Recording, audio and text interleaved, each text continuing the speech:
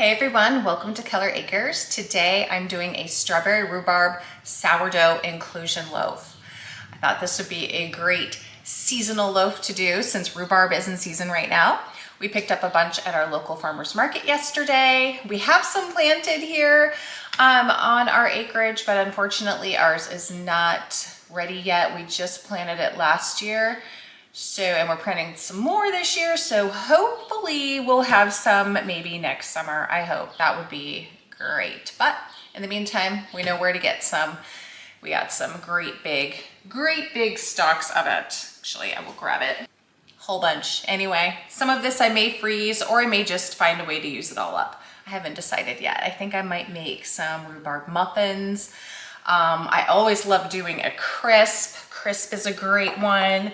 Father's Day's coming up, so maybe I'll do some sort of berry rhubarb crisp. I don't know, but anyway, rhubarb is so good.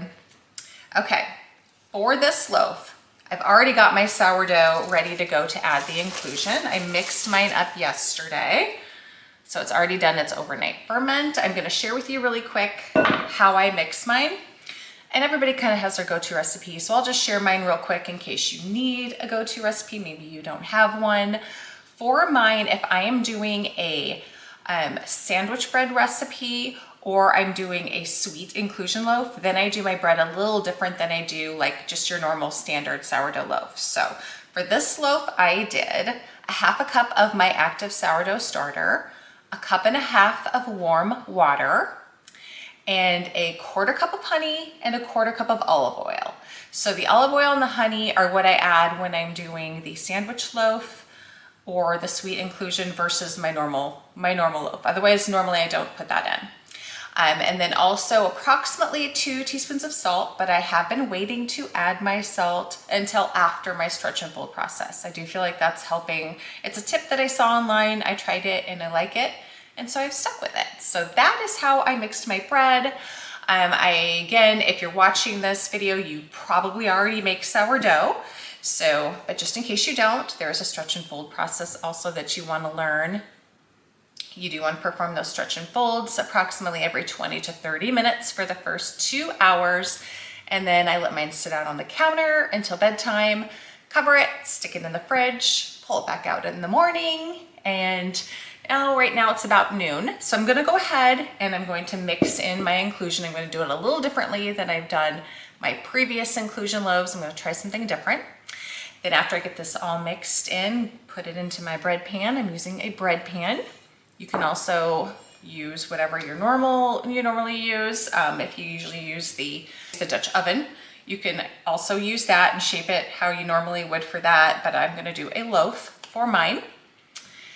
So let's get started. Okay, I have 2 cups worth of rhubarb and strawberries. This was one really large stalk of rhubarb, and then I just finished the rest with strawberries, just diced up nice and small. Pour those in my bowl. Then I'm gonna add to that a quarter cup of coconut sugar. Love coconut sugar. I get mine at Walmart. I like coconut sugar. It's a non-refined sugar, and I'm just trying to cut the refined sugars out of my diet. Not sugar entirely, just the refined sugars. Let's stir this together. So what I'm doing different, whoops, as I'm plopping berries out, that's okay, it'll still get mixed in.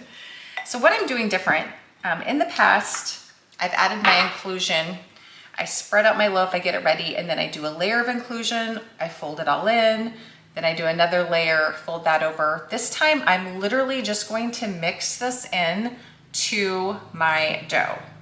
So I'm gonna pour it in there, then I'm just gonna kind of mix it together, kind of like I do my stretch and folds. Then I'm gonna get it into my loaf pan. And then just, as you do, just like your stretch and folds, you pull that dough up, fold it over, basically doing that same thing to mix in my strawberries and my rhubarb. I have high hopes for this loaf, so we'll see what happens. Hopefully it's good. If anything, every loaf is a learning experience, right? You learn something new from every loaf that you take, whoops, with you to your next loaf. There's probably gonna be a few pieces that don't get mixed in, and that's fine. I don't wanna do it overly to where it's all just falling out. So if it doesn't all get mixed in, that is okay. Plop it out onto my lightly floured surface here. Got my pastry mat.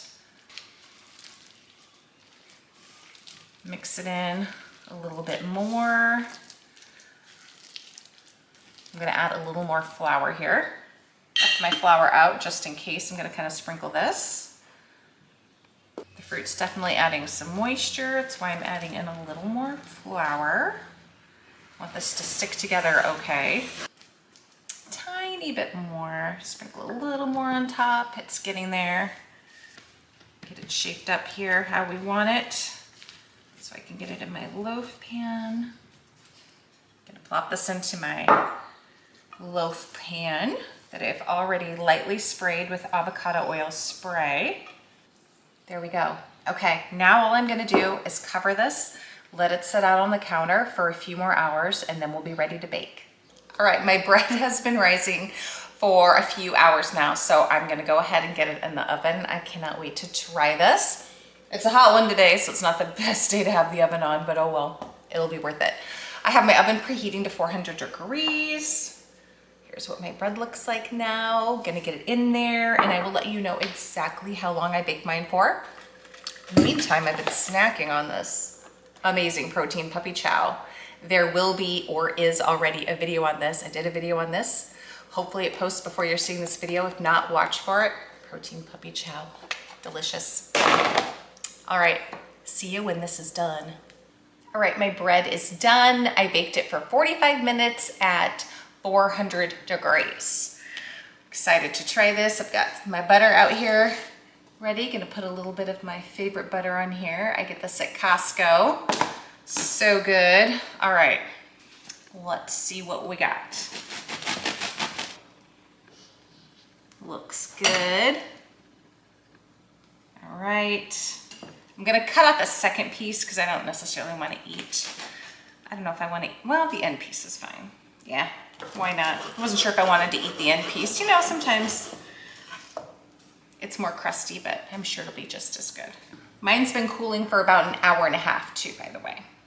I waited till it was pretty much thoroughly cooled to take it out. It's still slightly warm, but you want to make sure you do give it enough time to cool. All right, let's see. Really good. There's a tartness from the rhubarb, which is really good. And there's a sweetness because I do have that honey in the bread. So it's a really good kind of mix of a little bit of tart and a little bit of sweet. Delicious. And when you have that honey and olive oil in there, oh, it just makes the bread so nice and soft and gives it this great flavor, at least in my opinion. So yeah, this is really good. Hard to explain. It's reminding me of something. I can't think of what, but that tart is just, it's good. I wouldn't really ever expect tart in bread to be so good, but it is. It's delicious. Can't wait to see what my husband thinks because he is a big fan of rhubarb. And he is the one who actually wanted me to do the strawberry rhubarb inclusion, so he better like this. Thanks for watching, guys. I hope you enjoyed this video.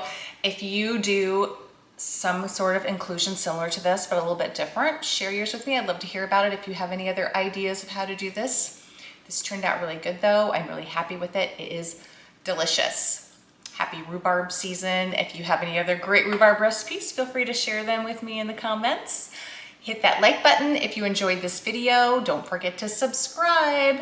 And I have lots of other sourdough recipes out there if you're interested.